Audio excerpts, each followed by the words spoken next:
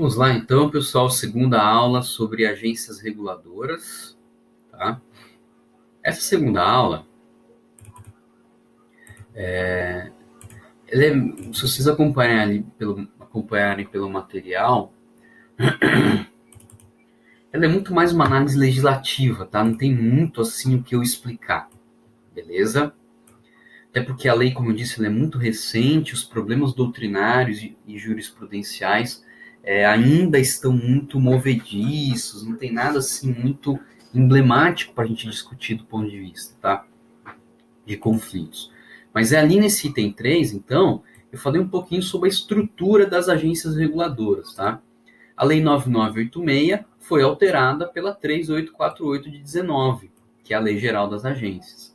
E ali eu destaquei alguns artigos que, na minha leitura, ao meu ver, são artigos estratégicos e certamente serão muito cobrados nos próximos concursos da área federal, tá? Leitura de artigo não tem muito segredo não, gente. É ler, sentar a bunda, glosar e decorar. Tá? Não tem muito milagre a ser feito aí, tá? Então, basicamente, ali no artigo 4º, nós vemos ali que a lei em geral, quando eu falar lei geral, é a 13.848, tá? Ela estabeleceu ali quais são os órgãos diretivos da agência reguladora, tá? Então, as agências terão como órgão máximo o conselho diretor ou a diretoria colegiada, que será composta por 4 conselheiros, tá? Ou diretores, e um presidente diretor ou diretor geral. Então, a cúpula de uma agência reguladora é o conselho diretor, composto por 4 diretores, sendo que um deles é o diretor geral, beleza?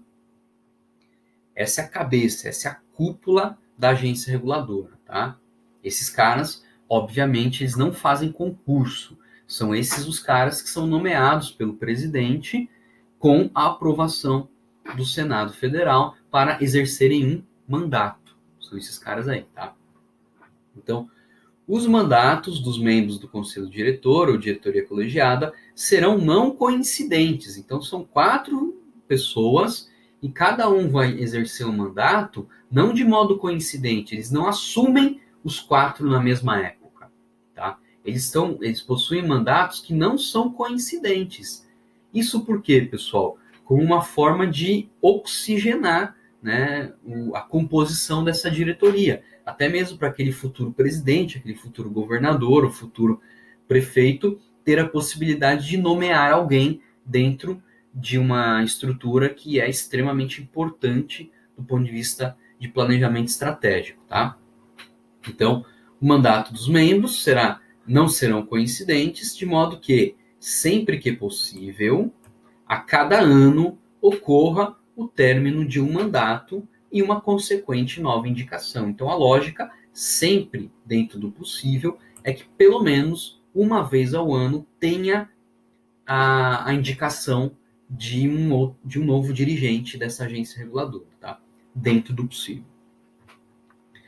Integrarão a estrutura organizacional de cada agência uma procuradoria, tá? Isso é importante para o pessoal que gosta de concurso, tá? Fortalecer as procuradorias, as agências reguladoras e ter uma procuradoria junto a ela força a necessidade de novos concursos públicos, tá? Provavelmente quem vai fazer essa atividade vai ser a AGU, a Advocacia Geral da União, penso eu. E quanto mais fortalecer as agências, quanto mais atividade elas tiverem, mais trabalho para suas procuradorias, obviamente, mais posições e mais cargos para concurso público, tá? Beleza? Então, na sua estrutura, tem que ter uma procuradoria, que vai fazer a representação judicial, tem que ter uma ouvidoria e tem que ter uma auditoria. Ok? Artigo 5º.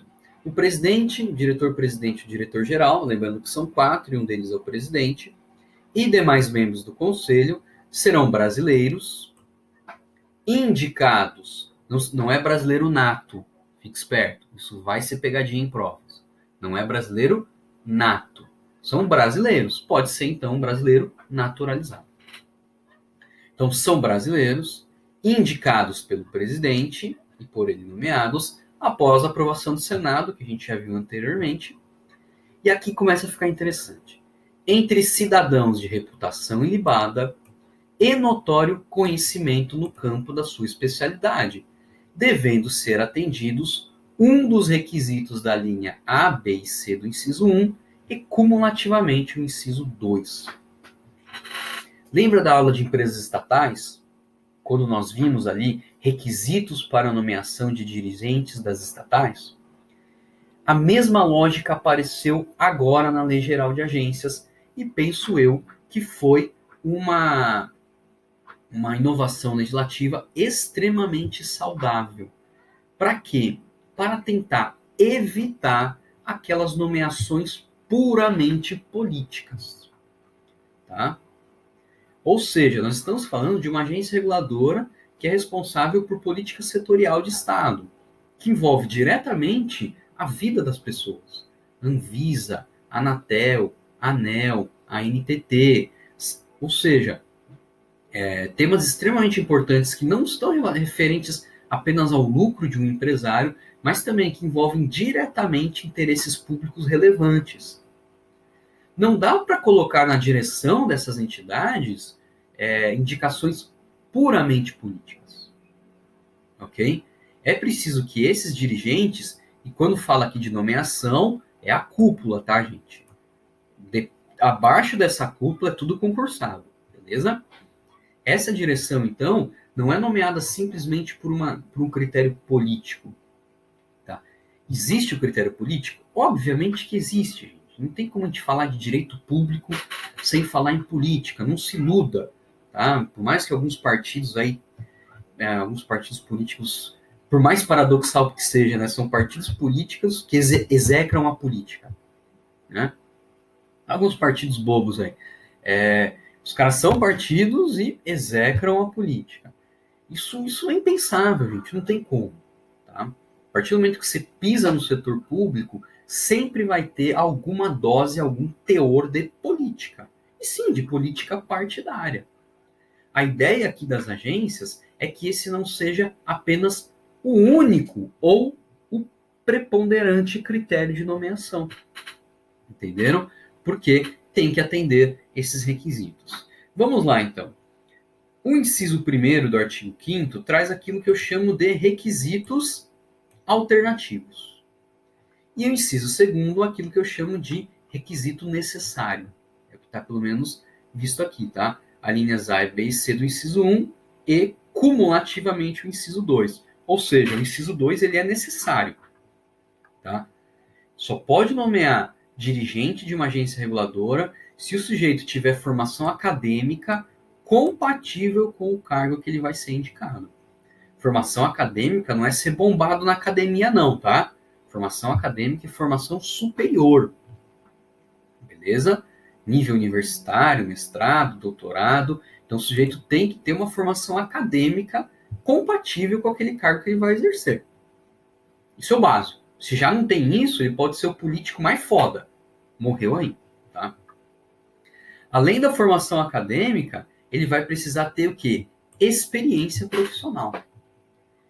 E ali, o inciso diz experiência profissional de, no mínimo. Aí tem ali a linha A, B. A B ela se subdivide em 1, 2 e 3, tá?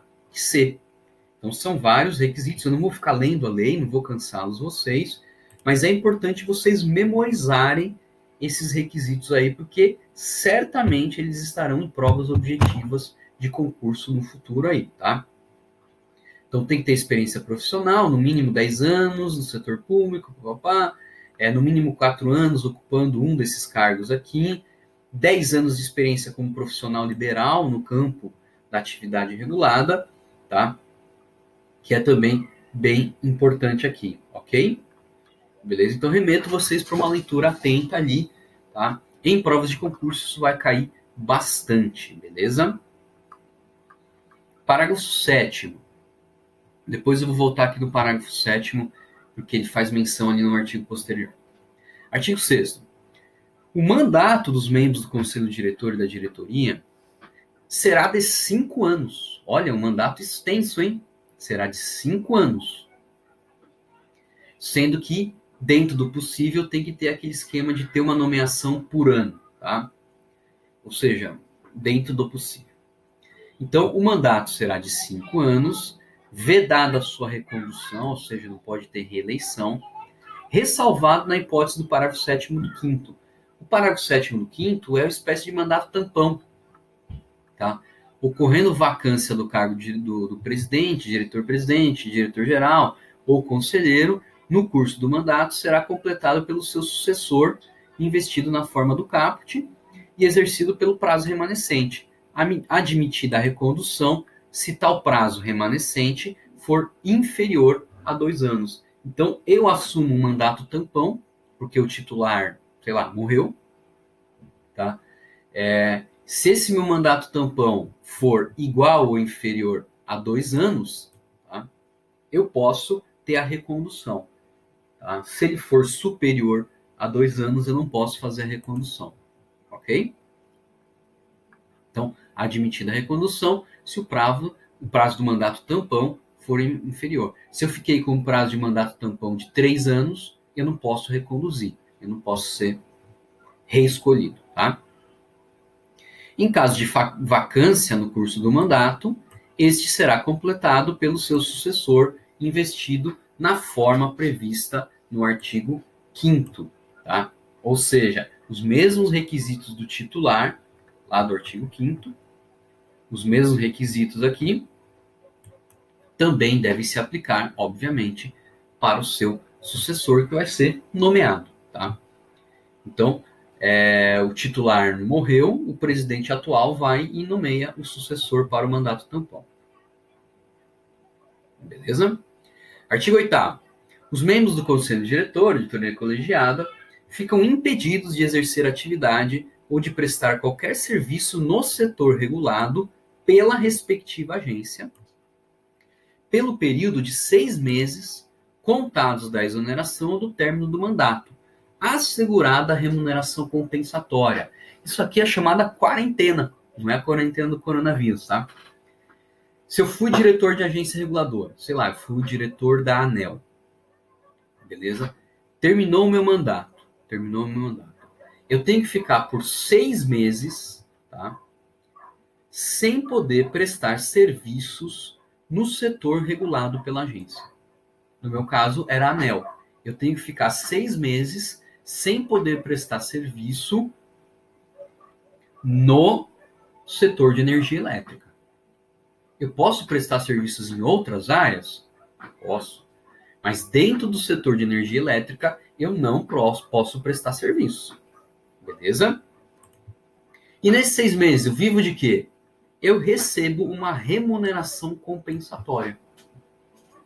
É uma espécie de uma bolsa sem trabalhar. Tá? Durante o impedimento, o ex-dirigente ficará vinculado à agência, fazendo jus à remuneração compensatória, que equivale ao cargo de direção que ele exerceu, tá? E bem como aos seus respectivos benefícios. Eu fico 6 meses recebendo meu salário com os devidos benefícios sem trabalhar na agência. Tá? Sem trabalhar na agência. Eu não encontrei na lei, tá? Pode ser que tenha ali, eu não vi. Mas pode surgir aí uma situação peculiar no seguinte sentido: eu saí da direção da agência, tá? Só que eu não estou desempregado, eu estou prestando serviços em outras áreas. Imagine que eu sou um professor, tá? Eu sou um professor, saí da direção da agência e volto a dar as minhas aulas normalmente, tá? Ou seja, eu não tive ali um decréscimo patrimonial, tive o decréscimo patrimonial, porque acabou meu mandato, mas eu não estou numa situação de vulnerabilidade econômica. Ou seja, nesse caso, seria correto e justo e constitucional esse sujeito receber essa remuneração compensatória, tá? Simplesmente por não poder atuar no setor, mas tendo e recebendo um salário digno para sua sobrevivência. Eu não encontrei isso na lei. Eu acho que essas demandas vão surgir aí com o decorrer do tempo, tá? Então, durante esse tempo da quarentena, que são 6 meses, o sujeito recebe o salário dele, tá? Então, aplica-se o dispositivo nesse artigo ao ex-dirigente que foi exonerado a pedido, ou seja, que pediu para sair, se este já tiver cumprido pelo menos 6 meses de mandato. Então, se você for dirigente de uma agência, espera dar 6 meses, aí você pede a sua exoneração. Porque se você pedir exoneração antes dos 6 meses, você não vai ter direito a essa remuneração aqui, bolsa. Beleza? O artigo 8º fala de uma série de vedações na indicação. Então, é vedada, é proibida a indicação para o conselho diretor ou diretoria colegiada dessas hipóteses aqui, tá, pessoal? São várias, eu não vou ficar lendo a lei, eu acho que você tem que ir lá e vai ter que memorizar. Eu ainda não memorizei tudo isso. Então, não pode vedar ministro de Estado, secretário de Estado, dirigente estatutário de partido, tá? Titular de mandato político, ainda que esteja licenciado. Não pode nomear quem nos últimos 36 meses participou de campanha política. Tá? Não pode nomear pessoa que exerça cargo em organização sindical. Não pode nomear pessoas que tenham participação direta ou indireta em empresa que atue no setor regulado. Pessoa que se enquadre nas hipóteses de inelegibilidade, a lei do ficha limpa. Tá? Não pode também representantes de interesses patronais e trabalhistas ligados ao setor regulado. Beleza? E a vedação do inciso 1 se estende a parentes consanguíneos ou afins até o 3º grau da pessoa que foi ali mencionada. Ok? Nota, mais uma vez, me parece que um ganho na legislação para evitar ao máximo nomeações puramente políticas. Repito, a lei criou mecanismos e bons mecanismos para evitar aquela nomeação puramente política. As nomeações ainda vão ter um grau de política? Sim, mas bem menores, porque a lei foi rígida, na minha visão, evitando ao máximo aquela nomeação puramente política. Ao membro do conselho diretor ou da diretoria é proibido. Ali tem uma série de proibições, tá? Não vou ficar lendo todas. Beleza? Depois você lê ali com calma. Coloco uma, duas específicas, tá? É proibido exercer atividade político-partidária. Beleza? Então, mesmo que ele tenha alguma filiação a partido, a partir do momento que ele é nomeado para a agência, ele não pode mais exercer nenhuma atividade político-partidária. E também exercer atividade sindical. E aqui sindical, tanto o sindicato patronal das empresas, como o sindicato dos trabalhadores. Tá? Eu acho que é interessante. E ali tem outros requisitos, né, que possivelmente envolveriam aí conflito de interesses. Isso aqui é uma estratégia interessante da lei, pessoal, para evitar aquela chamada que existe dentro da doutrina, que é denominada captura da agência. Não vou me aprofundar, mas em síntese, um dos perigos do sistema de agência reguladora é que essa agência seja capturada, absorvida pelas empresas, pelo mercado que ela deveria regular. Então a empresa deveria regular o setor de energia, mas as empresas de energia são tão poderosas do ponto de vista econômico, político, que elas podem, às vezes, capturar esse regulador para que o regulador faça o que elas querem. Isso é o chamado fenômeno da captura. De certa forma, essas proibições tendem a evitar, tá? Tendem a minimizar a possibilidade de captura. Minha modesta opinião, vai impedir a captura por completo? Eu penso que não. Tá? Eu penso que não. Mas são vários mecanismos criados para tentar evitar a captura. Por exemplo, os diretores, eles têm mandato de 5 anos, mas, teoricamente, é necessário que exista uma nomeação a cada ano. Então, não é possível que a cada ano a agência seja capturada através de um novo dirigente. As proibições, as indicações, que são predominantemente mais técnicas. Então, o mandato fixo, que não pode ser reconduzido. Então, tem uma série de requisitos ali. Mais para frente, a gente vai ver a necessidade de consultas públicas. audiências públicas. Então, tem mecanismos ali que me parece que vão evitar, ou melhor dizendo, minimizar essas possibilidades de captura. Impedir 100%, eu acho difícil. Porque o poder econômico, ele realmente ele é quase soberano, tá? Mas a ideia é você evitar ao máximo essa captura, que nada mais é do que aquela agência que foi criada para regular acaba sendo absorvida pelo setor regulado, beleza? Tipo, você vai me controlar, mas eu vou definir como você vai me controlar. Isso seria basicamente o fenômeno da captura, ok? Beleza? Aí, ó, o artigo 9 fala sobre a perda do mandato dos dirigentes, tá? O membro do conselho diretor ou da diretoria somente, glosa bonito, glosa gostoso, somente perderá o mandato. Renúncia, tá? Ou seja, eu peço para sair. Condenação judicial transitada e julgada, ou condenação em processo administrativo disciplinar. Então aqui nós temos duas possibilidades que são diferentes. Condenação judicial definitiva, com trânsito, ou então por condenação em PAD, em processo administrativo. O fato de eu ser dirigente não me impede que abra-se um processo administrativo contra mim e ao final se decida pela minha exoneração, ok? Eu tenho mandato, mas eu posso perder por processo administrativo ou decisão judicial com trânsito. Eu não posso perder o mandato pelo livre canetaço do presidente da República. Isso eu não posso. Tá? Ou, terceira hipótese, por infringência a qualquer das vedações previstas no 8b desta lei. O 8b é justamente esse que nós vimos aqui anteriormente, tá? Que é um mecanismo ali para evitar, de certa forma, a captura. Beleza? Então, note, o fato de exercer um mandato não faz com que eu seja uma pessoa blindada e acima do bem e do mal. O exercer o mandato é simplesmente uma garantia que eu tenho que o presidente, o governador ou o prefeito não vai me tirar daquele cargo da noite para o dia. O que acontece em autarquias normais. Tá?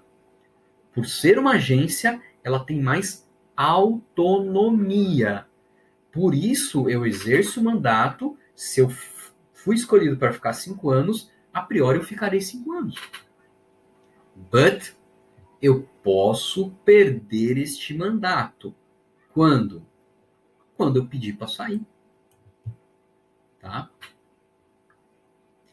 Quando tiver alguma condenação judicial transitada em julgado, entenda, pessoal, nessa condenação judicial, o comando da decisão é a perda do cargo. Tá? Não é uma condenação judicial qualquer. Beleza? Tô devendo aluguel pro meu senhorio. Saiu uma decisão que me condenou a pagar. Não é isso, mano. A decisão aqui, a condenação judicial transitada em julgado, é uma decisão onde o comando, onde o dispositivo da sentença determina a perda do cargo na agência. Beleza? Ou também pode ser uma condenação criminal, tá? Que uma das consequências dela é a perda do cargo público. Beleza? Mas isso é dentro da esfera criminal. Uma das consequências de alguns casos de condenações criminais é a perda do cargo. Beleza? Pode ser também nesse aspecto. Ou então através de processo administrativo disciplinar. Tá? Esse processo administrativo disciplinar, ele é condição para o inciso 3. Infringência a qualquer das vedações previstas no 8b. Se eu sou acusado de ter cometido alguma dessas infrações do 8b, eu não posso ser exonerado, mandado embora da noite para o dia. Não. Precisa abrir um processo disciplinar. Cadê os TD? Precisa abrir um processo administrativo disciplinar. E se nesse processo disciplinar ficar comprovada essa atitude que eu cometi, violadora do 8b, tá? Ou melhor dizendo, alguma conduta que se adeque as possibilidades do 8B, aí então eu posso ser exonerado e perder o cargo, beleza? E claro, gente, a quarta e última possibilidade é o falecimento. Né? Falecimento é uma possibilidade, a perda das condições psíquicas, sei lá, por algum acidente, alguma doença, eu me tornei uma pessoa absolutamente incapaz, tá? Que são também decorrências que eu posso perder o cargo, não estão ali no 9, porque me parece que são óbvias, tá? Beleza? Continuando aqui, só para terminar esse vídeo, algumas atividades controladas, tá? Aqui eu nominei algumas agências, as mais importantes, a partir das atividades controladas, tá?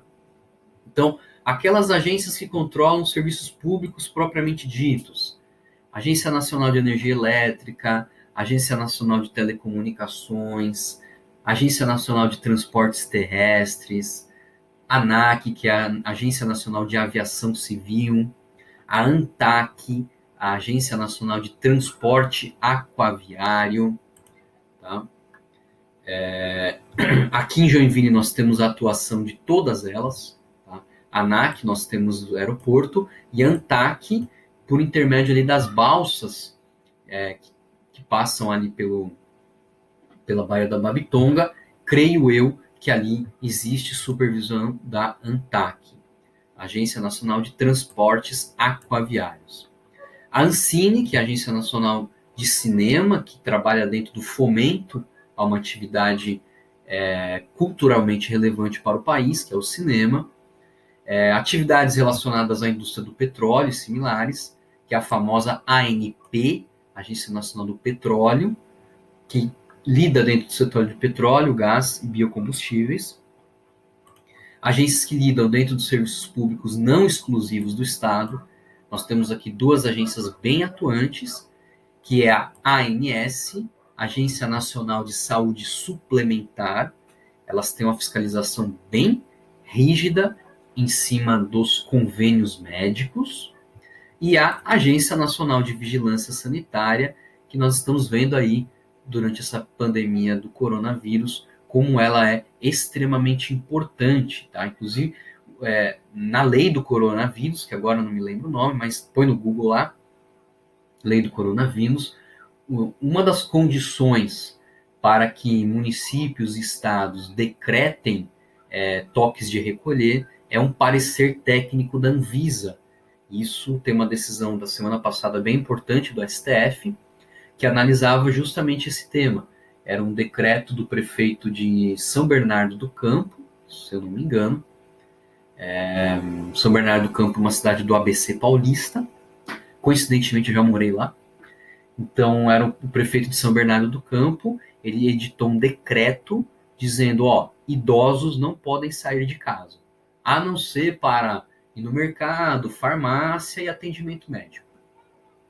Esse decreto foi questionado judicialmente, o caso chegou até o STF, e o STF decidiu o seguinte: sim, o decreto do prefeito de São Bernardo é ilegal, tá? É ilegal. Por quê? Porque não foi precedido de um estudo técnico da Anvisa para autorizar esse ato. Se tivesse o estudo técnico da Anvisa recomendando o ato, aí o decreto seria constitucional e legítimo. Beleza? Na minha modesta opinião, eu acho que isso é um absurdo. Nós estamos numa situação de pandemia gravíssima, tá? E se eu fosse o prefeito, eu sinceramente não esperaria um laudo técnico da Anvisa, até porque no Brasil nós temos mais de 5.000 municípios. Como que a Anvisa vai dar conta em elaborar mais de 5.000 laudos com municípios com características bem diversas? Ou seja, é o tipo da decisão do STF que não decide absolutamente nada. Ou melhor, decide. Prefeito, você não pode. Tá? Enfim, essa é uma opinião pessoal minha que não vale de absolutamente nada para você. Agência que fiscaliza o uso de bens públicos, nós temos aqui a ANA, Agência Nacional de Águas, e também podemos citar aqui o CVM, né, Comissão de Valores Mobiliários, que lida ali com ações. Alguns autores colocam aqui também o Bacen, o Banco Central do Brasil, que seria uma espécie também de autarquia dentro da parte de regulação do mercado, beleza? Pessoal, vou ficar aqui. O próximo vídeo, quando fala de funções e finalidades, já é um pouco mais extenso. Não, vou falar de funções e finalidades. Aí o próximo vídeo que vai ser que eu vou fazer amanhã, para poupar minha garganta, que já está arriando, sobre o poder normativo. Então vamos só falar aqui das funções e finalidades, beleza? Estamos com 30 minutos. Dá para falar, eu acho que mais uns 5.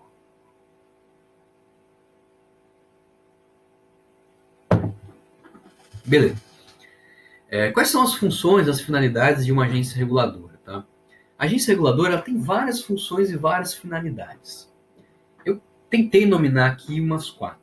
A primeira delas seria a função de dirimir, de resolver conflitos, que é uma espécie de jurisdição administrativa. Tá? A agência, então, funcionaria como uma espécie de árbitro, tentando mediar e resolver os conflitos entre agentes do setor e entre agentes do setor e consumidores. Tá? Exemplo, a ANEL, a Anatel, vamos falar da Anatel que fica mais fácil de entender. Agência Nacional de Telecomunicações.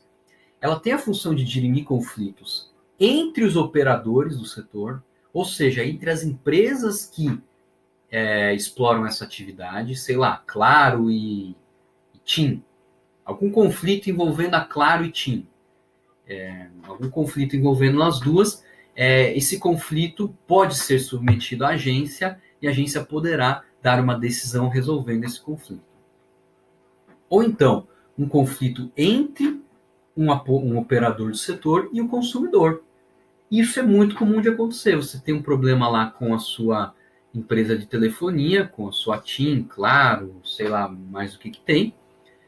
Você pode abrir um comunicado, abrir uma reclamação junto à Anatel, e a Anatel faz uma notificação a essa empresa. Se a empresa não atender essa notificação, a empresa pode receber multas da Anatel e até sanções mais graves, como suspensão de atividades e até, talvez, coisa seja muito grave, a retomada da delegação. Pelo menos isso em teoria, tá? Na prática, eu não acredito que vá acontecer. Inclusive, é muito funcional. Eu já fiz isso, reclamei junto à Anatel, conheço pessoas que fizeram e resolveu. Eu tive também um problema envolvendo o seguro-saúde da minha finada avó, o plano de saúde dela quebrou, e junto à ANS eu consegui auxílio e uma boa mediação para tentar para realocar minha avó num outro plano de saúde. E a ANS foi muito efetiva para resolver esse conflito, tá? Inclusive a ANS ela faz um controle dos planos de saúde. Antes de você contratar o seu plano de saúde, verifique como que ele é avaliado lá na ANS. A ANS faz um estudo dos planos de saúde para mostrar quais são aqueles que são melhores ou piores, quais são aqueles que estão com melhor viabilidade econômica e técnica e aqueles que têm menos, beleza? Segunda função, que é uma função típica de poder de polícia, né? Que as autarquias fazem normalmente, a agência reguladora não poderia ser diferente, né? A agência reguladora faz também poder de polícia, fiscaliza bastante as entidades do setor, tá? Fiscaliza, a Anvisa talvez seja uma das agências que mais fiscalizam dentro desse setor de vigilância sanitária. Mas pode ser qualquer outra agência, tem esse poder de fazer a fiscalização daquele setor responsável, tá? Então, a Anatel fiscaliza o setor de telecomunicação, cada um no seu quadrado, tá? A ANEL fiscaliza o setor elétrico, a ANP o setor de petróleo e gás. Não dá para um ficar metendo a colher no outro. Acho que é óbvio, né? As agências têm funções administrativas também, entre elas as mais importantes, Muitas vezes elas realizam as licitações e elas outorgam as delegações. Então, como eu dei exemplo aqui da 101, quem realizou o leilão para a concessão da 101 foi a NTT, tá? E foi a NTT que outorgou essa concessão. Também elas têm a finalidade de gerir esses contratos de concessão. O contrato aqui na 101, quem faz a fiscalização desse contrato é a NTT. Falo isso porque lá no Justiça Federal, vira e mexe, a gente tem ações envolvendo a 101 e na 99% dos casos tem intervenção da NTT, que é o ente fiscalizador dessa concessão, tá? Ela estabelece também metas e fiscaliza essas metas. Mais uma vez, a concessão aqui da 101, o contrato de concessão, ele estabelece algumas metas para a concessionária, por exemplo, viabilização de acessos à rodovia. Existe uma meta dentro desse contrato. Quem faz essa fiscalização dessas metas é a ANTT, não é a União, é a Agência Nacional de Transportes Terrestres, porque foi ela que outorgou a concessão, tá? Também as agências impõem sanções, muitas vezes por descumprimento contratual. Não está dentro do cronograma, não cumpriu o cronograma, sanção. A maioria dessas sanções são sanções de multa, tá? E uma vez aplicada essa sanção de multa, a empresa concessionária não pode recuperar o valor dessa multa no valor da tarifa, tá? É feita uma análise contábil. Então, se a autopista litoral aqui, que é a nossa concessionária da 101, se ela sofreu uma multa, sei lá, de 300 mil reais, esse valor de multa, ela não pode embutir na tarifa para recuperar. E aí tem que ser feito, obviamente, um estudo contábil bem complexo para ver se isso está sendo feito ou não, beleza? E, falei em tarifa, compete compete às agências reguladoras também autorização de reajustes e definições de tarifas. Mais uma vez o exemplo aqui da 101. Quem define o valor da tarifa de pedágio, quem autoriza eventuais reajustes é a ANTT, ok? Beleza? E por fim, a competência mais discutida e que a gente vai falar bastante no próximo vídeo, que eu vou gravar amanhã, porque eu vou dar uma segurada aqui na minha voz, beleza? A competência normativa da agência reguladora. Ou seja, a agência é responsável por dirimir conflitos, fiscalizar o setor regulado, tem competências administrativas diversas, e aqui a cereja do bolo, a agência reguladora, como o próprio nome diz, reguladora, tem uma competência de natureza normativa. O que isso significa, pessoal? É uma competência de criar, de fixar normas a serem aplicadas naquele setor regulado. Tá? Para ser didático, é uma competência quase legislativa. Tá?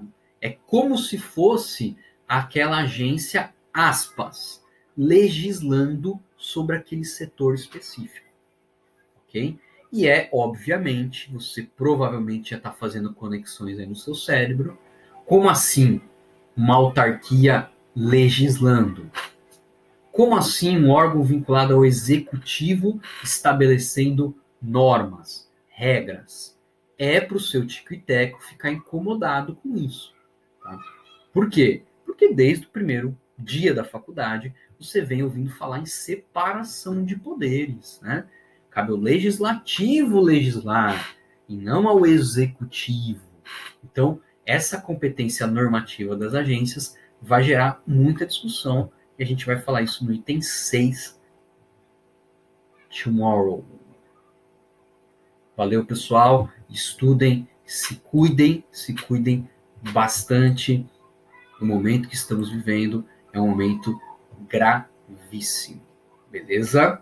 Salve sua vida. E seu emprego você vai recuperar certamente no futuro, tá? Claro que a situação não é tão simples assim de falar, ok?